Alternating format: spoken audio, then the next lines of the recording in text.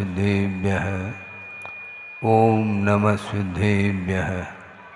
मंगलम भगवान वीरो मंगलम गौतमो वने मंगलम कुंदकुंदाद्यो जैन धर्मोस्तु मंगलम सर्वमंगलमांगल्यम सर्वकल्याणकारकम प्रधानम सर्वधर्माणां जैनम जयतु शासनम। अहिंसा परमो धर्म की महावीर भगवान की प्रातः स्मरणे परम पूजाचार्य गुरुवर श्री विद्यासागर जी मुनि महाराज की जय। बोलते नहीं, बिल्कुल परेशान हो जाते हैं।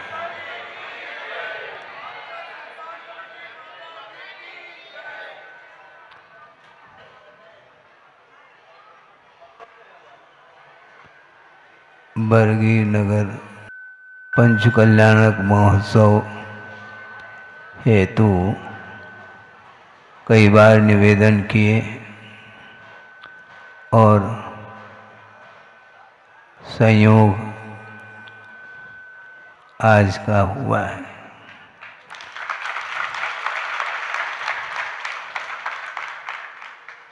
यह महोत्सव सानंद संपन्न होगा, इसमें संदेह इसलिए नहीं है कि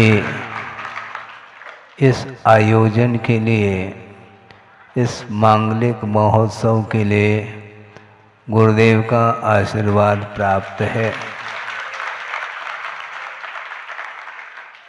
और जिस धार्मिक आयोजन के लिए उनका मंगल आशीष प्राप्त हो जाता है तो अपने आप ही उत्साह जागृत होता है। यह ध्वजारोहण घट यात्रा के साथ कार्यक्रम आप देख रहे हैं। पंचकल्याणक महोत्सव का प्रारंभिक दिन कल से होगा और निरंतर 5-6 दिन तक आप लोगों के बीच में यह अवसर देखने को मिलेगा किस प्रकार आत्मा का विकास होता है। यह साक्षात प्रभु का दर्शन हम नहीं कर पाते, ये अलग विषय है, किंतु श्रद्धान के माध्यम से परोक्ष रूप से भी वही आनंद लिया जा सकता है जो साक्षात प्रभु के चरणों में बैठ करके लेते हैं। आनंद कम आता है ज़्यादा आता है, ये कोई बात ही नहीं है। 1-2 दिन से तत्व चर्चा के दौरान ये विषय रखा था। ये मन में स्वाभाविक रूप से विकल्प आ सकता है, जबकि आना नहीं चाहिए। विकल्प ये आता है कि महाराज हमारे पास बहुत अल्प मात्रा में ज्ञान है और आपके पास ज़्यादा है। कम और वैसी इस ओर ध्यान न जाए, किंतु सम्यक ज्ञान होना चाहिए। ज्ञान में जो समीचीनता आती है वह आस्था के बल पर आती है और आस्था जिसके अंदर जागृत है वह ज्ञान सम्यक ज्ञान माना जाता है। आस्था की किरण जब फूट जाती है तो ज्ञान में क्षमता आ जाती है। ज्ञान का अभाव नहीं, प्रत्येक जीव में ज्ञान का सद्भाव है, किंतु उसमें विपरीतता होने के कारण संसार का अंत उस ज्ञान के द्वारा नहीं हो पाता। किंतु जब श्रद्धान आस्था जागृत होती है, उस ज्ञान में समीचीनता आती है, तो वह अल्प भी क्यों न हो, क्योंकि वह सम्यक ज्ञान स्वपर प्रकाशी कहा है, अपने आप को भी प्रकाशित करता है और अन्यान्य पदार्थों को भी प्रकाशित करने की क्षमता उसके अंदर आती है।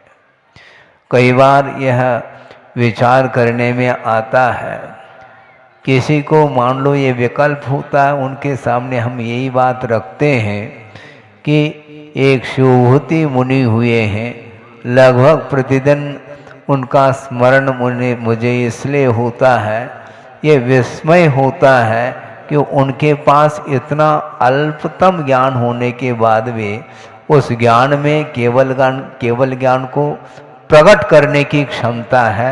यह अपने आप में आश्चर्यकारक घटना है, क्योंकि मिथ्यात्व के उदय में भी पर्याप्त मात्रा में ज्ञान का क्षोभम हो सकता है, किंतु उस ज्ञान में कर्म को समाप्त करने की, कर्म की निर्जना करने की अथवा मोक्ष प्राप्त करने की क्षमता उस ज्ञान में नहीं रहती है, क्योंकि ज्ञान सम्यक होना चाहिए। और समीचीन ज्ञान को जिसने प्राप्त कर लिया है, चाहे वह प्रभु के समीप साक्षात बैठ करके दिव्य ध्वनि का श्रवण करे अथवा परोक्ष रूप से जिनवाणी का श्रवण यदि कर रहा है, तो कर्म की निर्जरा में कोई अंतर नहीं आ सकता। कर्मों की निर्जरा और कर्म का जो संवर है वह भावों के ऊपर निर्धारित है। वहाँ पर भी सम्यक दृष्टि रहते हैं और यहाँ पर भी सम्यक दर्शन को लेकर के सभा में कई लोग बैठे हैं। बल्कि मैं तो ये कहना चाहता हूँ, कई लोग नहीं, पूरी सभा सम्यक दर्शन से संपन्न है, क्योंकि अन्य देवी देवताओं की आराधना को छोड़ करके जो समीचीन देव शास्त्र गुरु उनके चरणों में बैठ करके समर्पण के भाव के साथ, श्रद्धा के साथ प्रभु की आराधना करने के लिए आप बैठे हैं और इसके उपरांत भी सम्यक तो उत्पन्न न हो, ये कहने में अच्छा नहीं लगता है। क्योंकि सम्यक दृष्टि कौन है, कौन मिथ्या दृष्टि है, यह छद्मस्त ज्ञान गम्य नहीं, अर्थात परोक्ष ज्ञान के माध्यम से वह जानने में बात नहीं आती। किंतु जो क्रियाएं होती हैं, जो अनुष्ठान होता है, धार्मिक अनुष्ठान, उस समय जो आचरण की ओर दृष्टि जाती है, तो अपने आप सम्यक दर्शन है क्या नहीं इसका बोध भी हो जाता है।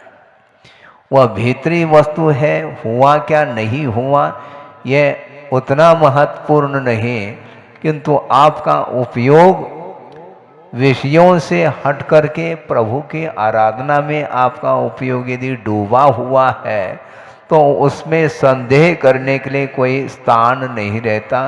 इसलिए आप लोग बड़े उत्साह के साथ उमंग को लेकर के आए हैं और कई बार निवेदन भी किए। जबलपुर में भी यहाँ के समाज आई और उन्होंने निवेदन किया, प्रार्थना की और उनकी प्रार्थना को हमने सुन ली थी।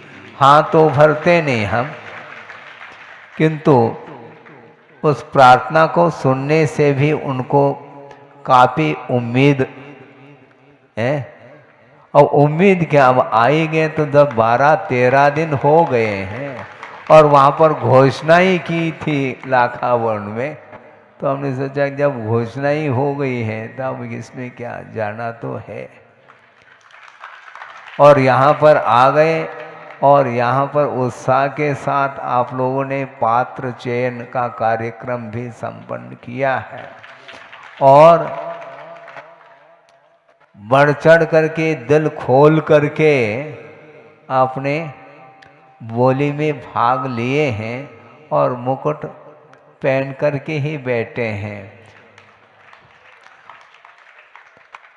6-7 दिन पूर्व की बात है, पात्र चयन होने के दूसरे दिन जब आहार चर्या के लिए हम निकल गए, तो कुशलता उन लोगों की देखने में आई कि पड़गान करते समय भी मुकुट पहन करके पड़गान के लिए खड़े हुए, ताकि कौन सौधर्मेंद्र है इसकी पहचान हो सके।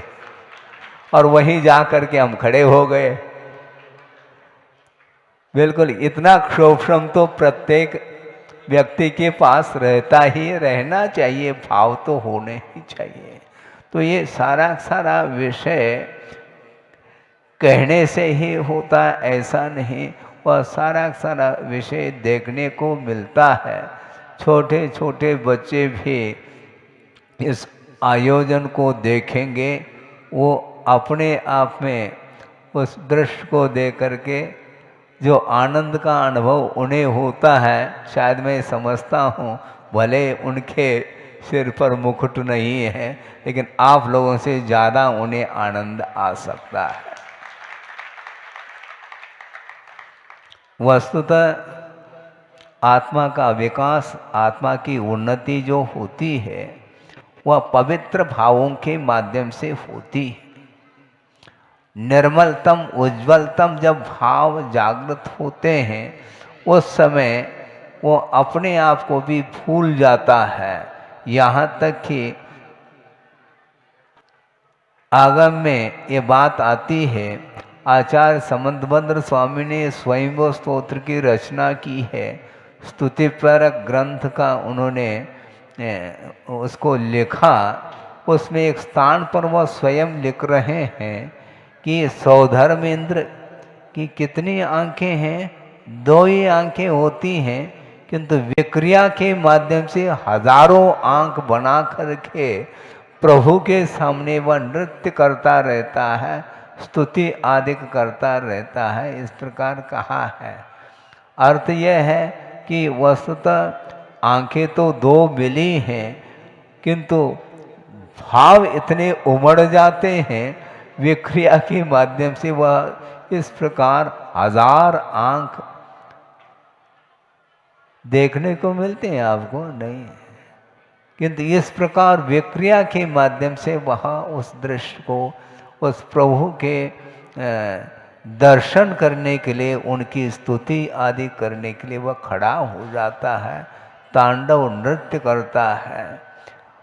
असंख्यात देवी और देव मिलकर के भगवान की पूजन अर्चन करते रहते हैं। वह अद्भुत दृश्य होगा और वर्तमान में भी वह दृश्य विदेह क्षेत्र में देखने को मिलता है। कई बार मन में विकल्प आ सकता है, गुरुदेव के सामने में मान लो किसी महाराज ने निवेदन किया होगा कि महाराज श्रवण बेलगुला बाहुबली भगवान का दर्शन नहीं हुआ, अभी समय शिखर जी की यात्रा हमने नहीं की। उनके उपस्थिति में भी ये विकल्प तो आए हैं। इसके उपरांत भी उनका ये कहना रहता था कि देखो, श्रावक है, वह साधन के माध्यम से वहाँ पर पहुँच जाता है, और जो साधु श्रवण होता है वहाँ तक जाने की क्षमता एक दिन में तो संभव नहीं है। तो उनका ये कहना रहता है, जहाँ पर तुम बैठे हो वहीं पर बैठ करके भगवान को याद किया जा सकता है। बल्कि एक बहुत अच्छा विषय आपके सामने रख रहा हूँ कि वस्तुतः मति ज्ञान के माध्यम से आप प्रभु का साक्षात भी दर्शन नहीं कर पाएंगे, क्योंकि प्रत्यक्ष जो ज्ञान होता है वह अवधि ज्ञान, मनपर ज्ञान और केवल ज्ञान को कहा है। इसलिए वहाँ पर साक्षात भले ही व्यवहार के दृष्टि से कहने में आता है हम प्रभु का साक्षात दर्शन कर रहे हैं, किंतु इन चर्म चक्षुओं के माध्यम से जो दर्शन होता है वह एकमात्र परोक्ष ही होता है। प्रत्यक्ष दर्शन वह कर सकता है कौन? अवधि ज्ञानी सौधर्मेंद्र कर सकता है, यहाँ के सौधर्मेंद्र नहीं, क्योंकि यहाँ पर स्थापना की अपेक्षा से उनको सौधर्मेंद्र ये पद मिला है, किंतु भाव निक्षेप की अपेक्षा से साक्षात प्रभु का दर्शन करने का लाभ उन्हें मिलता है। अर्थ यह है कि आप साक्षात करो अथवा परोक्ष रूप से करो, यदि भावों में भिगाव है तो दर्शन आपने कर लिए हैं। नंदीश्वर द्वीप जो 2.5 द्वीप के बाहर है, वहाँ पर जाने की क्षमता रिद्धिधारी मुनि महाराज के पास भी नहीं, वो नहीं जा पाते। और देवगण जा सकते हैं तो उनका ज़्यादा पुण्य तेज है महाराज। ये पुण्य तेज और ये छोड़ो आप, क्योंकि वह साक्षात करते हुए भी वह संयम के साथ दर्शन नहीं कर रहा है। असंयम के साथ ही उनका जीवन सागरोपम आयु तक व्यतीत होता है। और इस मनुष्य पर्याय में अल्प आयु होने के उपरांत भी देश संयम अथवा सकल संयम को अंगीकार करने की क्षमता इस मनुष्य पर्याय में है। इसलिए इस मनुष्य पर्याय की सार्थकता को सिद्ध करना है। इसका पूर्णतः सदुपयोग करेंगे तो निश्चित रूप से साक्षात दर्शन करने का भी अवसर मिल सकता है। विदेश क्षेत्र में चले जाएंगे मान लो और साक्षात मिलेगा है। आप सोचो विचार करो, लेकिन भाव निर्मल होना चाहिए। और साक्षात दर्शन करने के उपरांत भी परिणामों में निर्मलता आवे, ये नियामक नहीं है। यद्यपि आगम की दृष्टि से सोचते हैं, विचार करते हैं तो यह विषय स्पष्ट विदित हो जाता है कि कोई भी सम्यक दृष्टि है और वह अपने सम्यक दर्शन को क्षाई के रूप में परिवर्तित करना चाहता है, तो उसके लिए केवली श्रुत केवली का जो सानिध्य अथवा पादमूल है उसका होना अनिवार्य सिद्ध होता है। इसके बावजूद भी उनके पादमूल मिलने के उपरांत भी प्रत्येक मनुष्य वो सम्यक दर्शन को क्षाई के रूप में परिवर्तित कर दे, ये अनिवार्य नहीं, गारंटी नहीं। क्यों? क्योंकि परिणामों के ऊपर निर्धारित है। षोडश कारण भावना हम और आप भी अभी भी भा रहे हैं, किंतु उनका सानिध्य नहीं है। और सानिध्य मिलने के बावजूद भी परिणामों में उत्कर्षता जब तक नहीं आएगी तब तक वो भगवान भी क्या कर सकते हैं। भगवान साक्षात विराजमान है, उनके चरणों में बैठ जाओ। बैठ तो जाएंगे, लेकिन आपका मन भी तो बैठना चाहिए ना। मन यदि उनके चरणों में नहीं है और मन होते हुए भी उसमें जो निर्मलता जिस परसेंटेज में होना चाहिए, बल्कि 100% यदि परिणामों में निर्मलता आती है तो निश्चित रूप से वह सम्यक दर्शन को क्षाई के रूप में परिवर्तित करता है। इसलिए हम ज़्यादा नहीं कहना चाहते हैं, इतना विषय जरूर कहने का मन होता है कि अतीत में अनंत काल व्यतीत हो चुके हैं, इसके बावजूद भी वह घड़ी वह क्षण अपने जीवन में अभी तक नहीं आ पाया, जो कि इसी धरती से अनंत अनंत तीर्थंकर निकल चुके हैं आत्म कल्याण करते हुए, विश्व का कल्याण करते हुए। वो अपने आप के आत्मा को परमात्मा के रूप में परिवर्तित कर दिया। एक ने दोनों अनंतानंत गए और अनंतानंत और उम्मीदवार है, किंतु हम लोगों का अभी तक नंबर नहीं आया है। इससे स्पष्ट है, अब क्या और इससे और कौन सा स्पष्टीकरण हो सकता है। समझ में आ जाता है कि वह स्वयं की योग्यता होते हुए भी उस योग्यता को उद्घाटित नहीं कर पाया इस आत्मा ने। इसलिए उसको उद्घाटित करने के लिए बीच बीच में इस प्रकार के पंच कल्याणक महोत्सव देखते हैं तो अपने आप साक्षात क्या होता होगा, वहाँ का वातावरण वह अपने आप ही ज्ञात हो जाता है। सूर्य की किरणों में धरती को प्रकाशित करने की क्षमता है, किंतु बादल छा गए हैं, घटाएं छाए हुए हैं, तो ऐसी स्थिति में उसकी एक किरण भी यहाँ तक नहीं पहुँच पाता। इसी को बोलते हैं आवरण, आवरण है, निरावरण करना है। एक सप्ताह के लिए निरावरण, संडे के दिन अनावरण करते हैं और अगले संडे तक पुनः आवरण आ जाता है। इस प्रकार का तो ज्ञान हम लोगों का है कि आवरण हट जाए तो वह सूर्य की किरणें धरती तक पहुंच जाती है।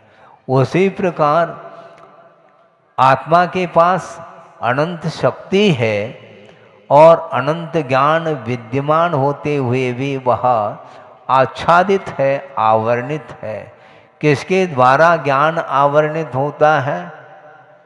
ज्ञानावरणी कर्म के माध्यम से ज्ञान आवरणित होता है, यह तो बिल्कुल ठीक है।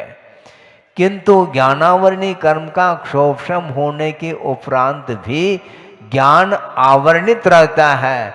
वो कैसा महाराज? मोह से आवरणित रहता है। ज्ञान को आवरणित करने वाले दो कर्म सिद्ध हो रहे हैं। मुख्य रूप से ज्ञानावरणी कर्म तो है ही, किंतु ज्ञानावरणी कर्म का जो आवरण है वह आवरण हटने के उपरांत भी यदि दर्शन मुनि का उदय चल रहा है तो सम्यक दर्शन जब तक उत्पन्न नहीं होता तब तक उस ज्ञान में आत्म तत्व का दर्शन संभव नहीं है। मोहेन समृतम ज्ञानम स्वभावम लभते नहीं, मतः पुमान पदार्थानाम यथा मदन को द्रवैहि। इस प्रकार पूजपा स्वामी ने शायद इष्टोपदेश में यह विषय दिया है। मोह से आच्छादित जो ज्ञान होता है उस ज्ञान के माध्यम से हम आत्म तत्व का या स्वभाव का दर्शन नहीं कर सकते हैं। एक कोदो आप जानते होंगे, एक धान है और उसके सेवन करने से नशा चढ़ जाता है और उस नशे के कारण पदार्थ का सही सही उसको परिज्ञान नहीं होता। उसी प्रकार मोह से आच्छादित जिसका ज्ञान है वह कभी भी पदार्थ का यथार्थ ज्ञान नहीं कर सकता है। यथार्थ ज्ञान का अर्थ यह है कि जिस पदार्थ का जैसा स्वरूप है उसको उसी रूप में जानना यह सम्यक ज्ञान माना गया है। उसी रूप से जानना चाहिए। यदि उस पदार्थ को जानते हुए भी उस पदार्थ से यदि मान लो हम प्रभावित होते हैं तो निश्चित रूप से उसमें कमी आती है। सम्यक ज्ञान बना रह सकता है, इसके उपरांत भी असंयम के कारण सम्यक ज्ञान वह काम नहीं करता। सम्यक ज्ञान विद्यमान रहता है, सम्यक दर्शन भी विद्यमान है, किंतु सम्यक दर्शन को सक्रिय करने की आवश्यकता पड़ती है। तब कहीं जा कर के पदार्थ को जानते समय इष्टानिष्ट की परिकल्पना नहीं करते हुए पदार्थ को जानना ही वस्तुतः पदार्थ का यथार्थ ज्ञान माना जाता है। और वह यथार्थ ज्ञान बिना संयम के संभव नहीं है। निकट ही रहते हैं वो कौन? सौधर्मेंद्र। और वह धारा अभिषेक आदि करते रहते हैं। इसके बाद भी उनके चरण सानिध्य मिलने के उपरांत भी अपने जीवन में संयम को अंगीकार करने के लिए योग्यता उनके अंदर नहीं आ पाती, जो कि भगवान के अनुपस्थिति में भी आपके अंदर संयम अंगीकार करने की क्षमता सामर्थ्य विद्यमान है। ऐसी स्थिति में जो सदुपयोग करता है उसका विकास होता है। ज़्यादा नहीं कहना चाहते हैं, क्योंकि विकास जो होता है उसके अंदर योग्यता भी चाहिए और योग्यता के साथ साथ पुरुषार्थ भी अनिवार्य शुद्ध होता है। भव्य है और मोक्ष जाने की क्षमता शक्ति उसके अंदर विद्यमान है, किंतु शक्ति है उसकी अभिव्यक्ति के लिए पुरुषार्थ की बड़ी आवश्यकता है। जिस प्रकार स्वर्ण पाषाण है उसमें से स्वर्ण निकल सकता है, है, किंतु विधिवत निकालने से उस पाषाण में से वह स्वर्ण पृथक हो सकता है। अग्नि दाह संस्कार के माध्यम से उस पाषाण में से वह स्वर्ण पृथक हो जाता है। ये विधिवत, ये विधि यही है। पाषाण खंड आप गले में लटका दो, उसमें स्वर्ण तो है ना महाराज, है 1-1 किलो के कुंडल लटका दो कान में, समझ में आ जाए, कान ही टूट जाए। है स्वर्ण है क्या? नहीं, स्वर्ण तो है, किंतु शक्ति है, उसकी अभिव्यक्ति नहीं हुई है। इसलिए जो स्वर्णकार होता है, जो उसमें कितने अंश में स्वर्ण है क्या है, वह सारी जानकारी उनको रहती है, किंतु उसको क्या हाथ से नहीं निकल सकता, विधि चाहिए। अग्नि के माध्यम से ही वह पाषाण, उसके अंदर जो उसमें जो किट है वह सारा पृथक होगा, और उसके अंदर वह स्वर्ण विद्यमान है, वह सामने दिखाई पड़ता है। सोना चमकता है, चांदी सोना हो गया ऐसा आप लोग बोलते हैं, वो पाषाण खंड को देख करके नहीं बोल सकेंगे, आप ये ध्यान रखो। इसको बोलते हैं विधिवत पुरुषार्थ करने से वह नो कर्म, द्रव्य कर्म और भाव कर्म से वह आत्म तत्व पृथक हो जाएगा। तो उस समय वह परमात्म तत्व किसी से भी वह प्रभावित नहीं होने वाला है। 5-6 दिनों में आप लोग किस प्रकार भगवान गर्भ में आते हैं, भगवान नहीं आते हैं, फिर भी व्यवहार में कहने में आता है भगवान गर्भ में आ गए।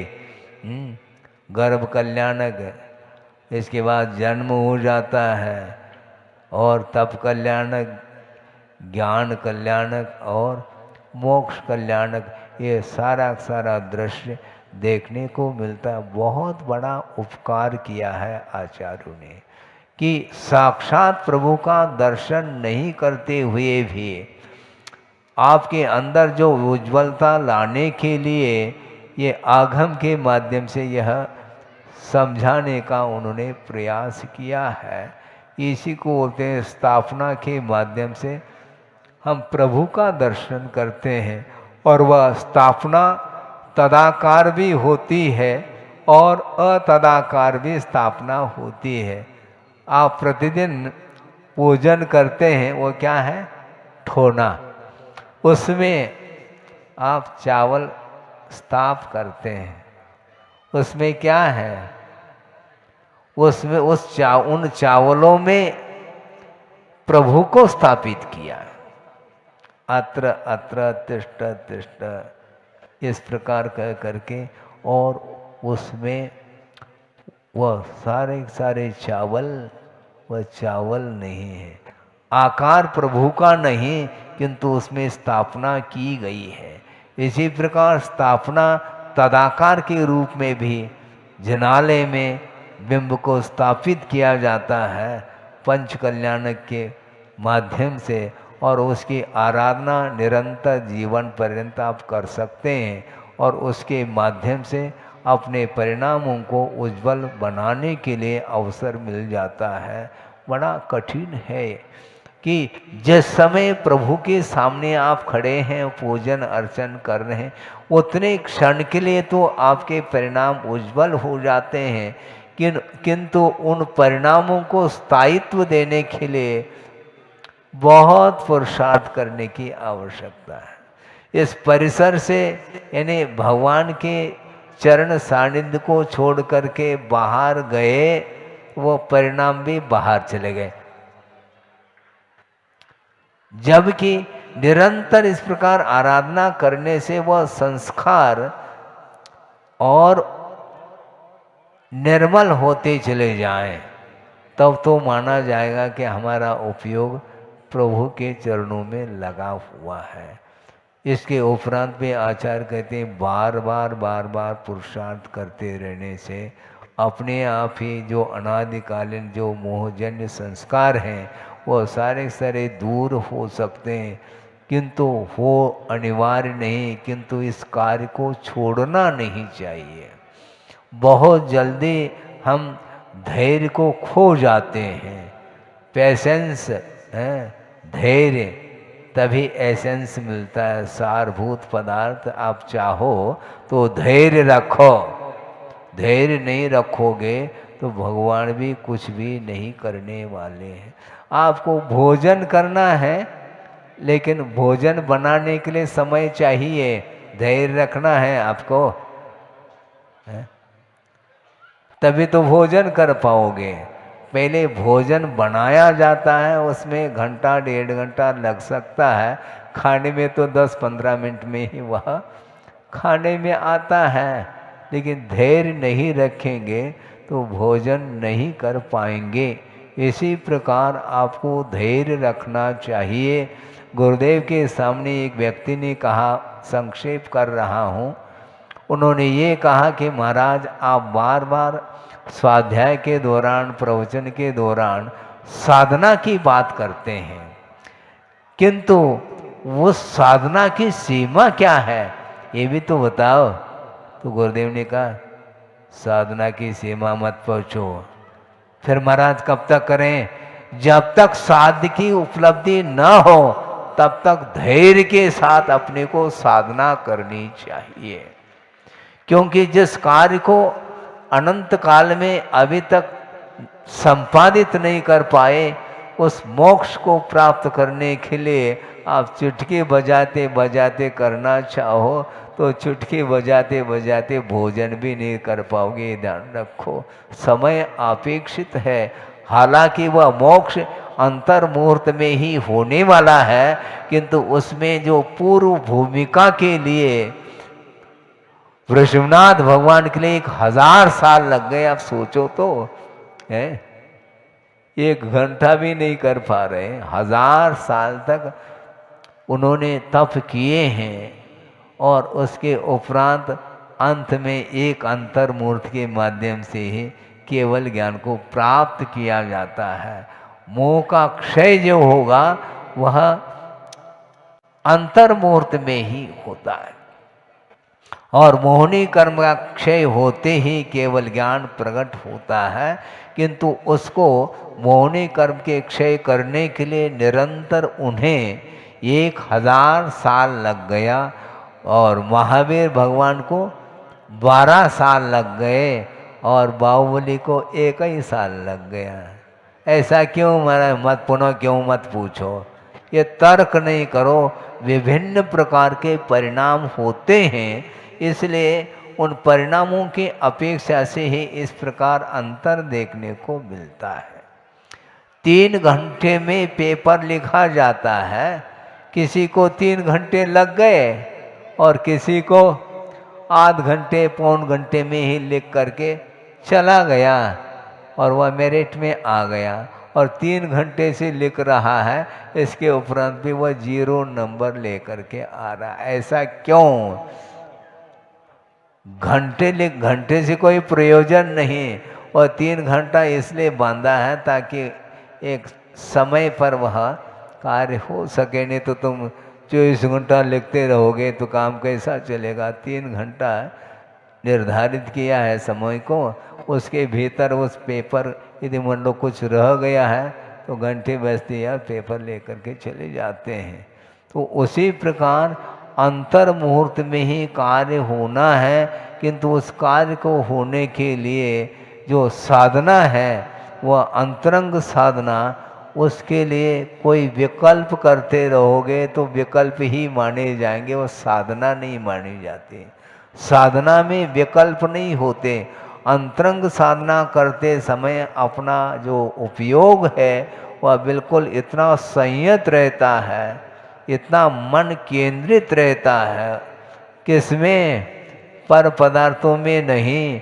जो पंचेंद्रिय के विषय हैं उनका तो परित्याग कर लिया है, किंतु उसमें बार बार उपयोग जा सकता है।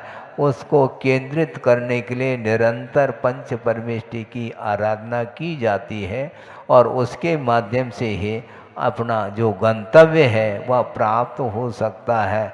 लक्ष्य तक पहुंचने के लिए जब तक वह लक्ष्य की प्राप्ति नहीं होती तब तक अपने को विधिवत आगम में जैसा कहा है, जैसा गुरुदेव ने संकेत दिया है, जैसे उन्होंने आज्ञा दी है, उस आज्ञा का उल्लंघन नहीं करते हुए हम यदि मान लो साधना करते हैं तो बहुत ही जल्दी अपना जीवन भी सार्थक सिद्ध हो सकता है और अनंत काल के लिए जो मोह के आश्रित जो दुख उठाना पड़ रहा था वो सारा का सारा दुख समाप्त हो करके निरंतर प्रति समय वह इंद्रियातीत अनंत सुख का वह संवेदन कर सकता है।